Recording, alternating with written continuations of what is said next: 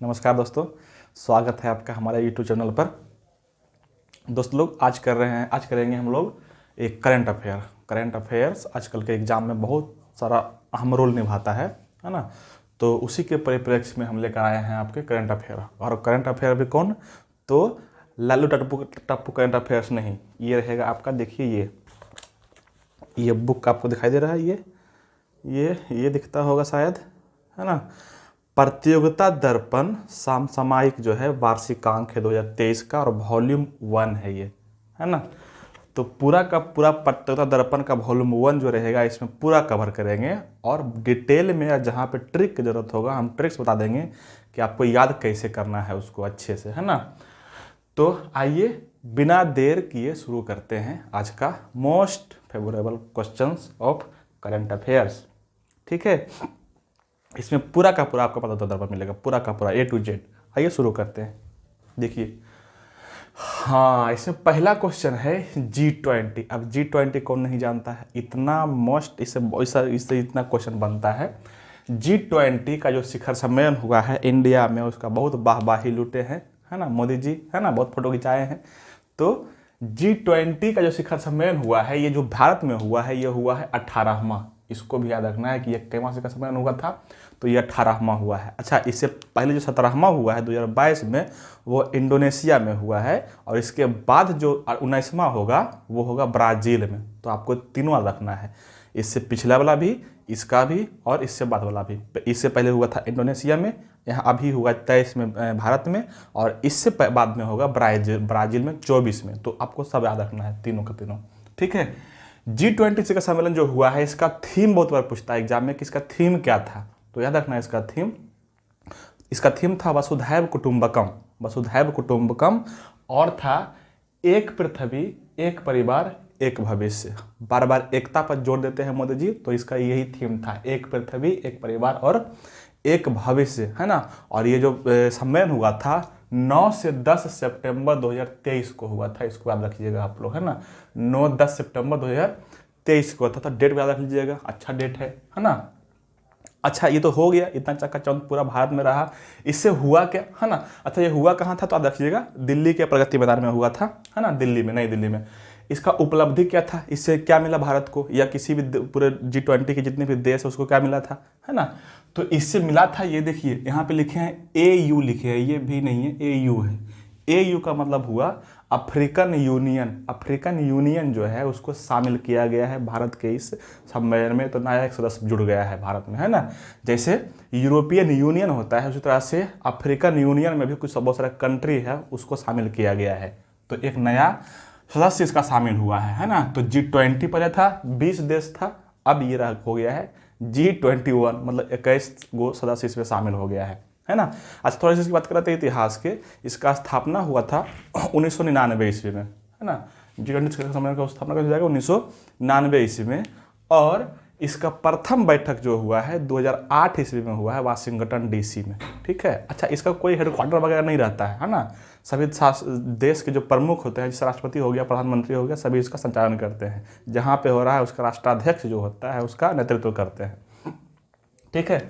अच्छा, इसे मिला क्या था, तो AU को शामिल किया गया, मतलब अफ्रीकन यूनियन को शामिल किया गया था। और इसी सम्मेलन में दिल्ली घोषणा पत्र बनाया गया था, मतलब कि दिल्ली में जो सम्मेलन हुआ था उसमें बहुत सारे घोषणा किए गए थे कि सभी देश को उसको फॉलो करना है, मानना है ना।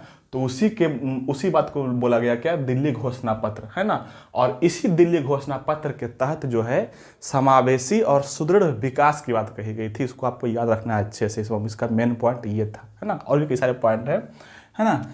इसके अलावा इसमें क्या मिला था, वैश्विक जैव ईंधन गठबंधन। ये आपको अच्छे से रखना है। G20 जो हुआ था 2023 में, है ना, इसमें जोर दिया गया था किस पर, वैश्विक जैव ईंधन गठबंधन बनाया गया था। उसमें बोला गया था कि जैव ईंधन का प्रयोग किया जाएगा, है ना, जिसमें से मुख्य था कौन, इथेनॉल का, है ना। तो इसलिए कि सब जगह पेट्रोलियम की कोयले की खपत कम हो रही है, तो वैश्विक जैव ईंधन नाम का एक गठबंधन बनाया गया था। इसको आपको याद रखना है, बहुत बढ़िया क्वेश्चन है। ठीक है। और एक और बहुत इंपॉर्टेंट उपलब्धि है भारत के दृष्टिकोण से, वो ये है भारत मध्य यूरोप आर्थिक गलियारा। बहुत इंपॉर्टेंट है, ये सब जल्दी कहीं पे कहीं आपको मिलेगा नहीं, लेकिन सवाल आजकल यहीं से पूछता है। ठीक है, भारत मध्य पूर्व यूरोप आर्थिक गलियारा, क्या इसका मतलब हुआ? इसका मतलब ये होता है कि भारत जो है रेलवे और बंदरगाह, देखिए यहाँ पे रेलवे और बंदरगाह, भारत जो है रेलवे और बंदरगाह से, है ना, खाड़ी देश से होते हुए यूरोप के मार्केट को जोड़ेगा, कनेक्ट करेगा, किसके माध्यम से? रेलवे और बंदरगाह के माध्यम से, इसलिए ताकि सामान को ले जाने आने में बहुत कम समय में और सस्ते में हो सके, है ना। तो आर्थिक दृष्टिकोण से यह बहुत इंपॉर्टेंट है, इसलिए इसका नाम दिया गया है क्या?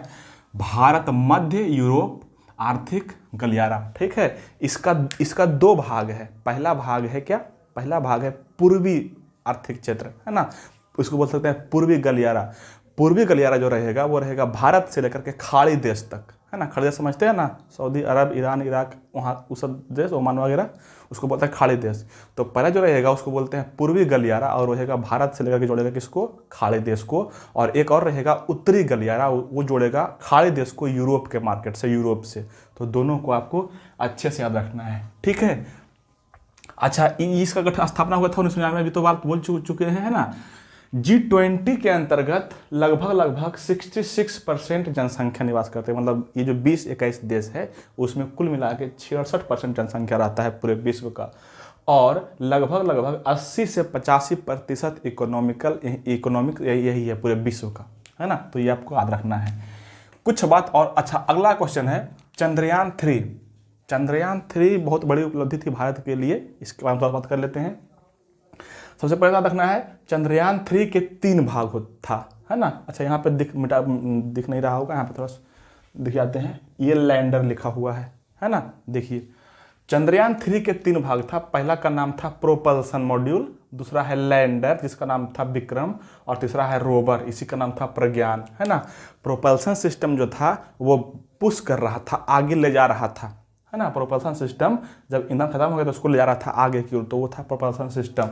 दूसरा है लैंडर, इसी का नाम था विक्रम। लैंडर जो है इसी के अंदर बंद था, जो लैंड किया था ना, आप देखे होंगे इस तरह से, कुछ इस तरह से सिस्टम बना हुआ था, और 3 गो ऐसे लगल था, 3 गो तरह के ऐसे पैर उसका लगल था, यही लैंड किया था इसी पैर पे, है ना। तो ये जो पूरा वो था लैंडर, इसी का नाम विक्रम भी रखा गया था, इसी पर लैंड किया था, सॉफ्ट लैंडिंग जिसको बोलते हैं। और इसके अंदर में जो मशीन था जो वहाँ से जानकारी प्राप्त करेगा वो उसको बोलते हैं रोवर, उसका नाम था प्रज्ञान, है ना। वही मिट्टी, धूल कण वगैरह के जल है कि नहीं है, किस तरह का है जलवायु, वहाँ पे इस तरह के फीक लेता था, लेगा, और यहाँ पे इंडियन में थी इसरो को भेजेगा। ठीक है, तो तीनों का नाम रखना है। अच्छा, ये पहला भारत का चंद्रयान मिशन है जो इसको पहुंचाया गया था कहाँ पे? दक्षिणी ध्रुव पर, मतलब चंद्रमा के दक्षिणी ध्रुव पर पहुंचना बहुत मुश्किल है ना। तो लेकिन वहाँ पे उसको पहुंचाया गया था। छोड़ा गया था ये 14 जुलाई को, और पहुंच गया ये सही समय पर 23 अगस्त को पहुंच गया था, है ना। 14 जुलाई छोड़ा गया और 23 अगस्त को पहुंच गया, मतलब कुल मिला के लगभग 41 दिन के समय में ये पहुंच गया था। छोड़ा कौन था? तो इसरो। देखो, भारत के जितने भी अंतरिक्ष संबंधित काम रहता है, अंतरिक्ष संबंधित कोई ऐसे प्रक्षेपण यान छोड़ना है, कोई भी उपग्रह छोड़ना है, तो वो छोड़ता है इसरो, है ना। और जब कोई लड़ाकू विमान वगैरह बनाएगा तो बनाता है DRDO, है ना। तो आप रखना, कन्फ्यूज मत करना इसको, है ना। और इसरो जब भी कोई चीज़ छोड़ेगा तो लगभग चीज़ छोड़ता है श्रीहरिकोटा से, और भी जगह से छोड़ता है, लेकिन लगभग चीज़ छोड़ता है कहाँ से? श्रीहरिकोटा पड़ता है आंध्र प्रदेश में एक जगह, वहाँ से छोड़ता है ना। जिस समय छोड़ा गया था चंद्रयान 3 उस समय इसरो के अध्यक्ष थे S सोमनाथन, तो इसको भी याद रखना है। ठीक है, अच्छा, ये किसे छोड़ा गया था? तो जिससे छोड़ा गया था, जिससे उसको बोलते हैं LVM-3। LVM-3 MK4 इसका नाम है, जिसे छोड़ा गया था, जिसे प्रक्षेपण किया था, जिसे लॉन्च किया गया था।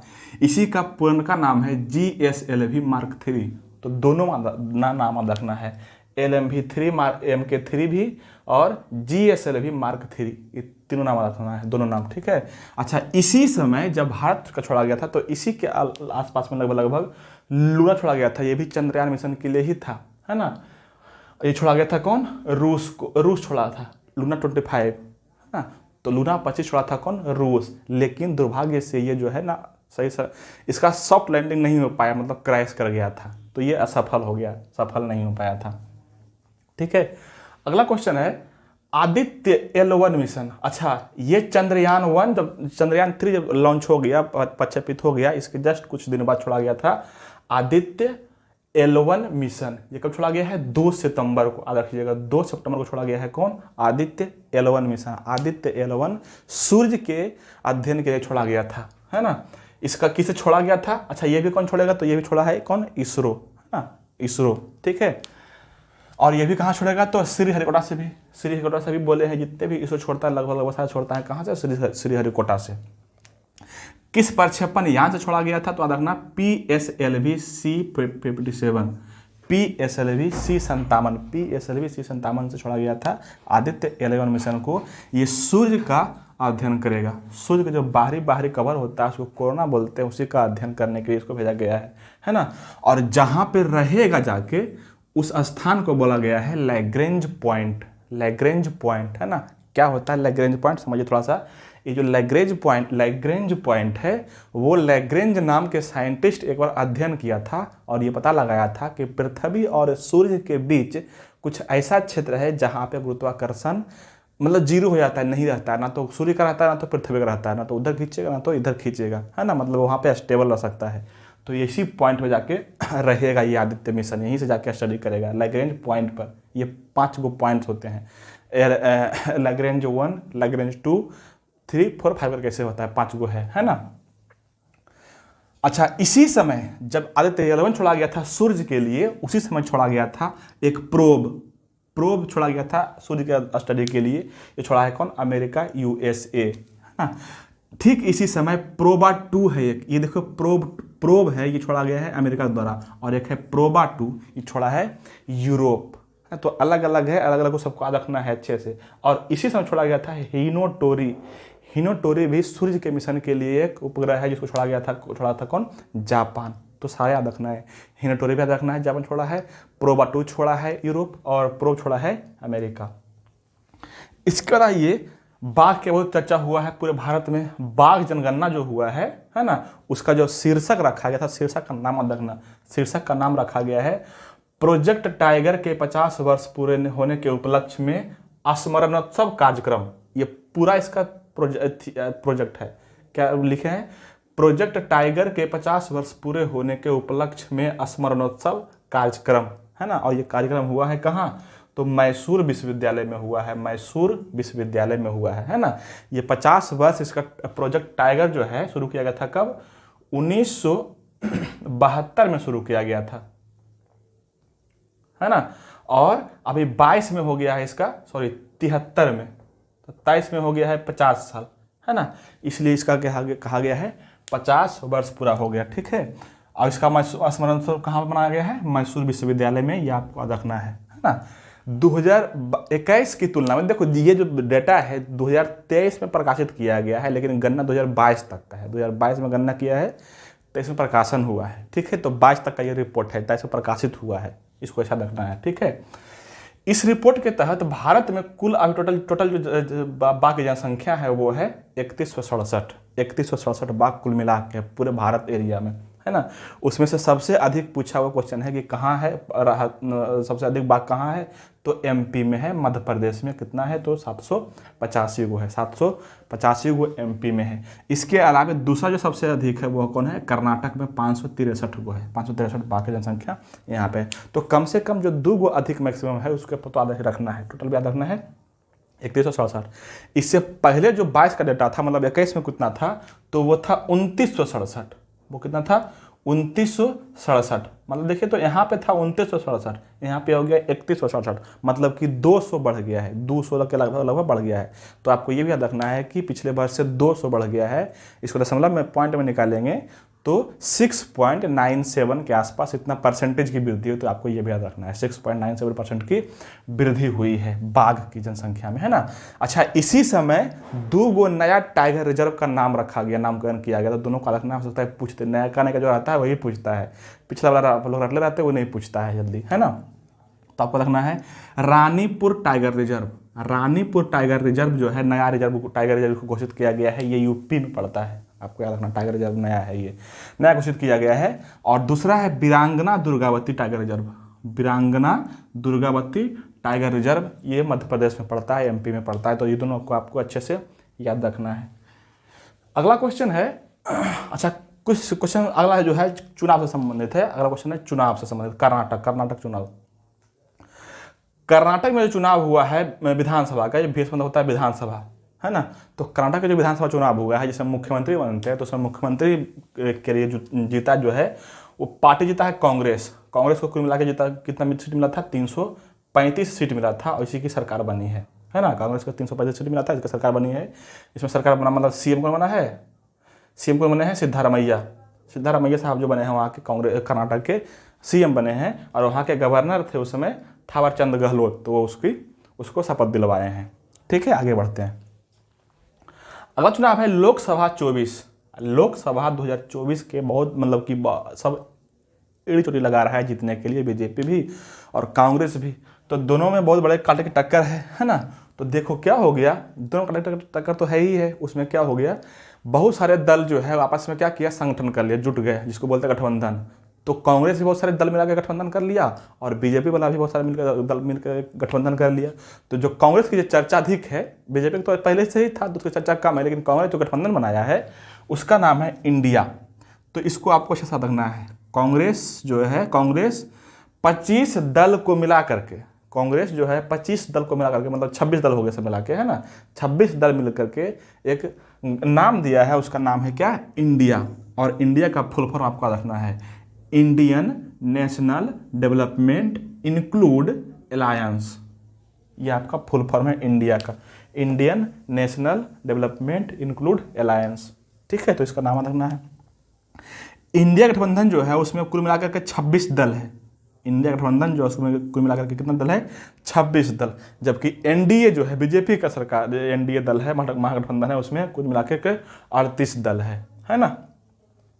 अगला क्वेश्चन है दिमासा। दिमासा का बहुत चर्चा हुआ है पूर्वोत्तर भारत में, कहाँ पे, असम में। दिमासा जो है वहाँ के जनजातीय क्षेत्र को, वहाँ पे जैसे जैसे कोई भी सुविधा नहीं मिल रहा है तो उसकी तरफ से वो बोलता है, उसके लिए लड़ाई करता है ना। उसी का एक गठबंधन है, उसी का एक संस्था है, उसको बोलते हैं दिमासा, है ना। तो दिमासा कहाँ के संस्था है, रखिएगा कहाँ के, असम के। ये कार्बी आंगलांग हो गया, कछार हो गया, है ना, दिमासा हसाओ हो गया, इस सब क्षेत्र का क्या करता है, वहाँ से आवाज़ उठाता है काम करवाने के लिए। कहाँ पे रहेगा, असम में। इसको रखना, बहुत बढ़िया क्वेश्चन है दिमासा को, है ना। तो देखिए यहाँ पे जो हुआ है ना, त्रिपक्षीय समझौता हुआ है। ये इसको बोलते हैं त्रिपक्षीय समझौता। ये दिमासा लिबरेशन जो है, दिमासा लिबरेशन जो पार्टी है उसका, पार्टी कोई नहीं है, संस्था है। दिमासा और असम सरकार और केंद्र सरकार, ये तीनों मिला के एक समझौता किया है, जिसके तहत जो है ये अब उथल वाला काम नहीं करेगा। तो उसी को बोला गया है क्या, त्रिपक्षीय समझौता। और ये किए हैं कौन, तो गृह मंत्री अमित शाह किए हैं, जाके किए थे। तो आपको ये अच्छा रखना, बढ़िया क्वेश्चन है। आगे बढ़ते हैं, असम वर्सेस अरुणाचल प्रदेश। देखिए असम और अरुणाचल प्रदेश, मतलब अरुणाचल प्रदेश जब से नया राज्य बना, स्वतंत्र राज्य बना है, तब से लड़ाई चल रहा है, सीमा विवाद वाला, है ना। मतलब कि कब से, 1972 के आसपास से, है ना। 1972 से ही चल रहा है ये सीमा विवाद। इस तो असम और अरुणाचल प्रदेश के बीच जो चल रहा था सीमा विवाद, उसको क्या किया गया है, सुलझाया गया है। और सुलझाए हैं कौन, तो वो सुलझाए हैं अमित शाह ही, है ना, अमित शाह सुलझाए हैं। ठीक है, तो इसको आप याद रखिएगा, है ना। 1972 से जो सीमा विवाद चल रहा था उसको सुलझाया गया अमित शाह के द्वारा, किस किस राज्य के बीच, तो असम और अरुणाचल प्रदेश के बीच। ठीक है, अगला क्वेश्चन है आप। अभी पता होगा आपको, आपसे तो आप जो आम आदमी पार्टी है, आप क्या है, आम आदमी पार्टी। आम आदमी पार्टी जो है राष्ट्रीय राजनीतिक दल का दर्जा दे दिया गया है, इसलिए कि इसको जो है 4 राज्य में सीट मिल चुका है ना। तो जो इसको 4 राज्य में 6% से अधिक सीट मिल जाता है, या 4 लोकसभा का सदस्य हो जाता है, तो उसको राष्ट्रीय राजनीतिक दल घोषित कर दिया जाता है ना। तो आपको मिल गया है क्या, राष्ट्रीय राजनीतिक दल का दर्जा मिल गया है ना। अच्छा, थोड़ा बात कर लेते हैं राष्ट्रीय राजनीतिक दल में कौन कौन शामिल है। इसमें अभी मात्र मूल रूप से 6 दल शामिल है। राष्ट्रीय राजनीतिक दल में 6 दल मुख्य रूप से शामिल है। 6 का नाम आप याद रखिएगा, है ना। पहला का नाम है पहला हो गया बीजेपी, दूसरा हो गया कांग्रेस, तीसरा हो गया बीएसपी, चौथा हो गया सीपीएम कम्युनिस्ट पार्टी, मार्क्सवादी कम्युनिस्ट पार्टी है ये, बीएसपी बसपा है ना। और एनपीपी हो गया नेशनल पीपुल पार्टी, और आप हो गया आम आदमी पार्टी। तो इस तरह से 6 राज्य 1 2 3 4 5 6 6 राजनीतिक पार्टी को राष्ट्रीय राजनीतिक दल का दर्जा मिला हुआ है। ठीक है, अच्छा एक चीज इसमें छूट गया, G20 में 20 जो देश हैं अब मिला हो चुका है 21 AU मिला के, है ना। उस 21 का नाम कैसे याद रखना है आप सुन लीजिए थोड़ा सा, कैसे कैसे नाम याद रखिएगा, है ना। सुनिए, देखो 21 देश है ना, तो ऐसे पहले याद रखना है। पहले से चलिए भारत से, इंडिया से याद रखना, इंडिया, इंडोनेशिया, चीन, रूस, 4 हो गया। इंडिया, इंडोनेशिया, चीन, रूस, 4 हो गया। 4 और करते हैं, देखिए जर्मनी, जापान, इटली और दक्षिण कोरिया। जर्मनी, जापान, इटली और दक्षिण कोरिया, 4 8 हो गया। अब आइए आगे और चलते हैं UK, USA, UK, USA, Mexico, Canada, 4 यहाँ से हो गया, मतलब कि 4 12 हो गया। और आगे आइए, एक बच गया ऑस्ट्रेलिया, अर्जेंटीना, ब्राजील, फ्रांस, है ना। ऑस्ट्रेलिया, अर्जेंटीना, ब्राजील और फ्रांस, 4 यहाँ से हो गया। ठीक है, मतलब 4 5 20 हो गया। और आगे आइए 4 गो, और आगे आइए 4 गो, आगे 4 गो जो है वो बच गया कौन, हाँ यही अफ्रीकन यूनियन, यूरोपियन यूनियन, तुर्की और ब्राजील, है ना। तो इस तरह से हो गया 20 21 को हो गया होगा, है ना। तो इस तरह से है सभी 21 देश।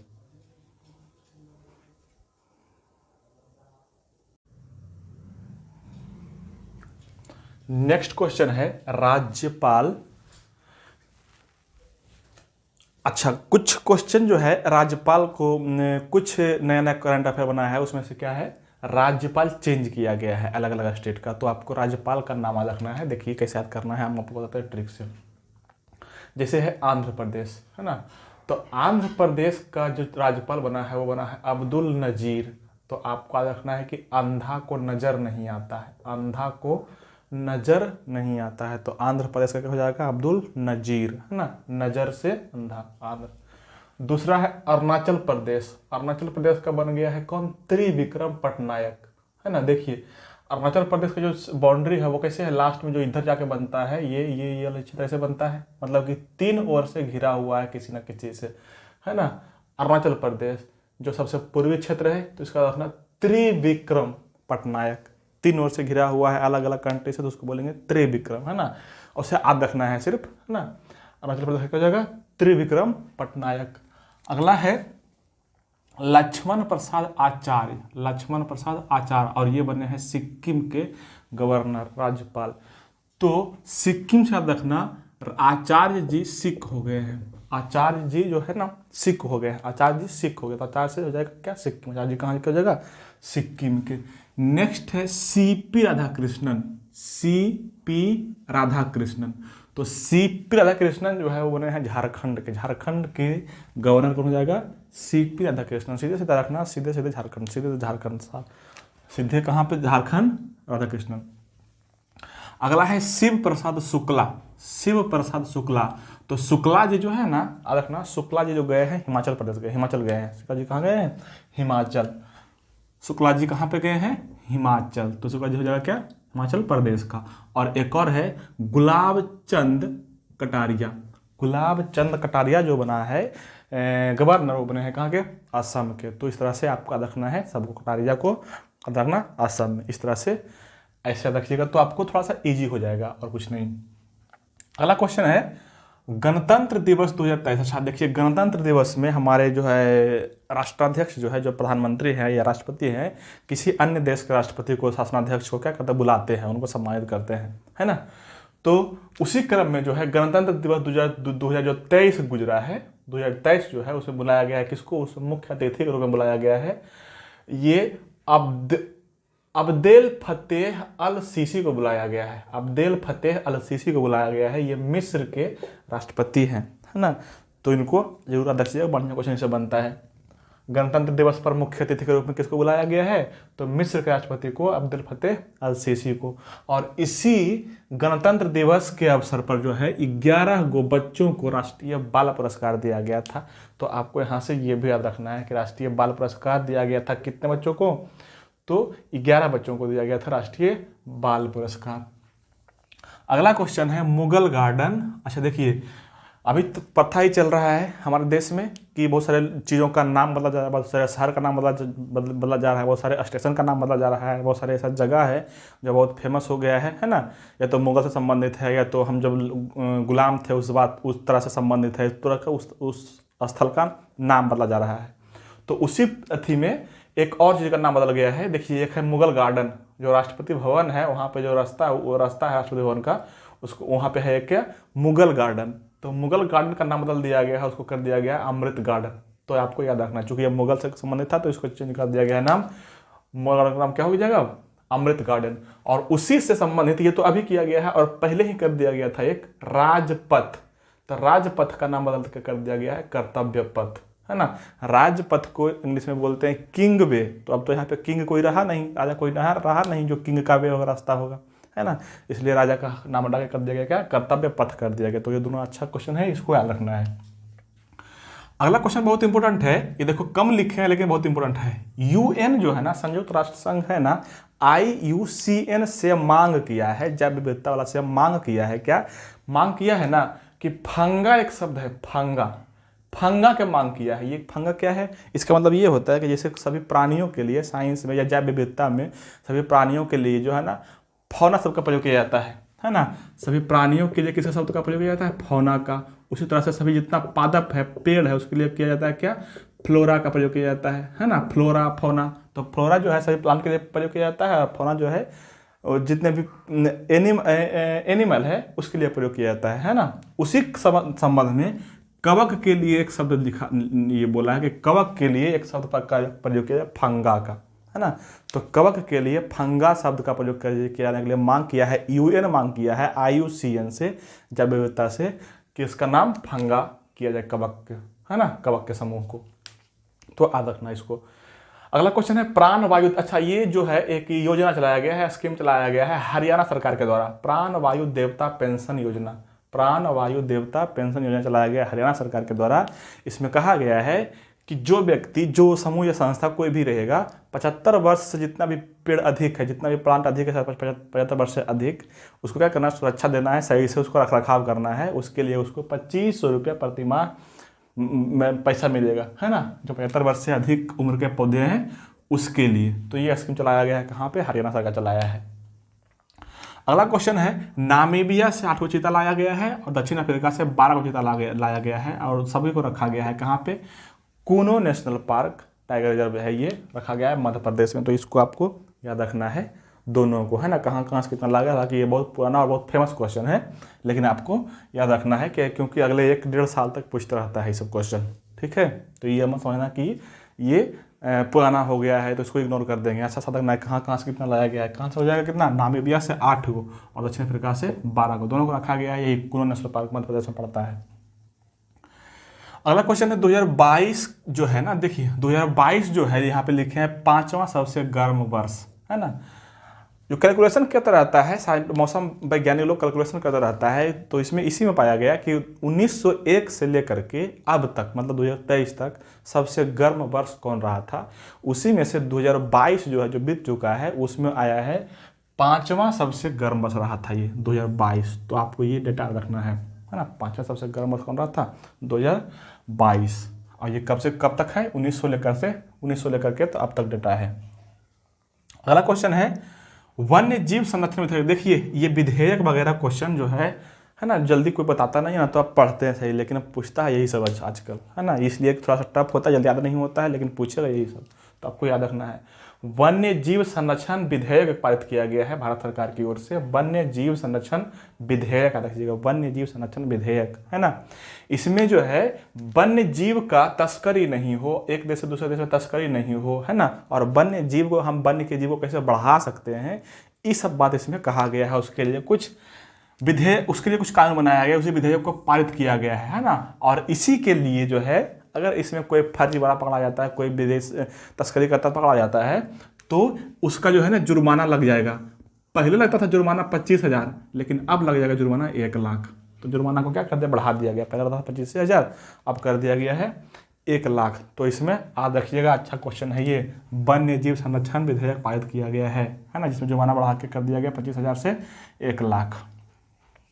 अगला क्वेश्चन है केशवानंद भारती केस, बहुत फेमस केस है भारत में, बहुत मतलब फेमस क्वेश्चन है ये। केशवानंद भारती बनाम केरल राज्यवाद, आप सुने होंगे, केशवानंद भारती बनाम केरल राज्यवाद। जैसा केशवानंद जी का जो है हिंदू धर्म के बहुत उस मठ के अथी थे, संत थे ये, है ना, केशवानंद जी। तो उनका भी हाल ही में देहांत हो गया है, मर गए हैं, तो वो भी याद रखना है। केशवानंद भारती केस जो चला था और केरल का हाई कोर्ट वहाँ चला था, वही केस आ गया था सुप्रीम कोर्ट में। तो फैसला सुनवाया था कि संविधान के मूल ढांचा में परिवर्तन नहीं किया जा सकता है, ये फैसला दिया गया था इस केस में, है ना। और 2023 में इस केस का 50 वर्ष पूरा हो गया, मतलब कि 1973 में ये केस चला था, है ना। तो इसको आपको याद रखना है, केशवानंद भारती बनाम केरल राज्यवाद, है ना, 73 में शुरू हुआ था, ये चला था।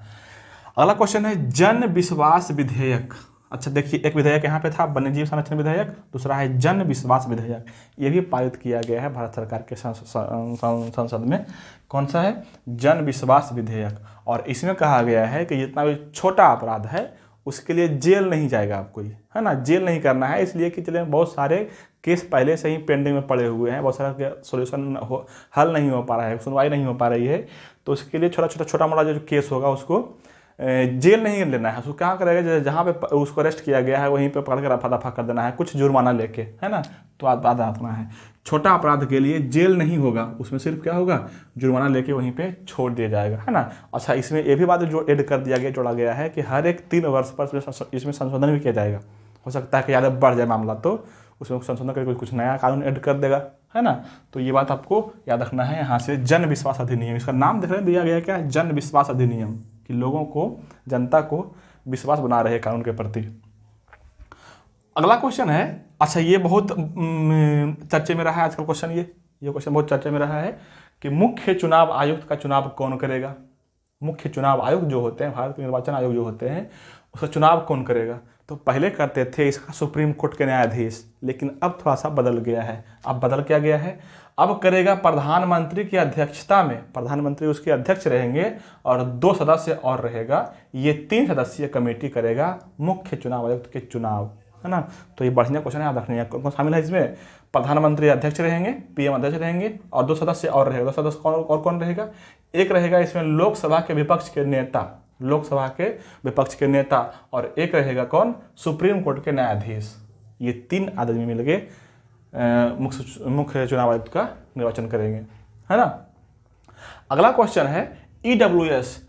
ईडब्ल्यूएस को जो 10% आरक्षण दिया गया था, है ना, 103वां संविधान संशोधन के तहत दिया गया था, इसको रखना है। 103वां संविधान संशोधन के दिया गया था ईडब्ल्यूएस को 10% आरक्षण, है ना।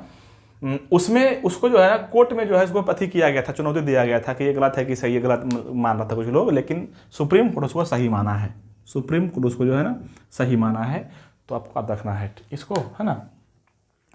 अगला क्वेश्चन है 22वें विधि आयोग। 22वें जो विधि आयोग है ना, उसका जो है, अच्छा 22वें विधि आयोग कौन थे, तो ये थे तो ऋतुराज अवस्थी थे, ऋतुराज अवस्थी थे। इनका कार्यकाल बढ़ा दिया गया है ना। देखिए कुछ स्टूडेंट क्या करता है ना, इस सबको क्वेश्चन को इग्नोर कर देता है कि कार्यकाल जो इसका बढ़ा दिया है उसको तो पुराना हो गया, नहीं पूछेगा। लेकिन आपको बताते हैं हम किस में दरोगा का ही क्वेश्चन था, दरोगा का क्वेश्चन था, उसमें बना रहे थे, तो यही क्वेश्चन पूछा हुआ था, है ना, कि कब बढ़ाकर कब तक कर दिया गया, है ना। इस तरह के सवाल पूछता है तो इसको इग्नोर करना नहीं है, ठीक है। यही क्वेश्चन है, ऋतुराज अवस्थी का कार्यकाल बढ़ा कर दिया गया है कब, 31 अगस्त 2024 तक कर दिया गया है, मतलब कि 31 अगस्त 2024 तक अब विधि आयोग के अध्यक्ष रहेंगे, है ना। ये आपको डेट याद रखना है, 31 अगस्त 2024 तक।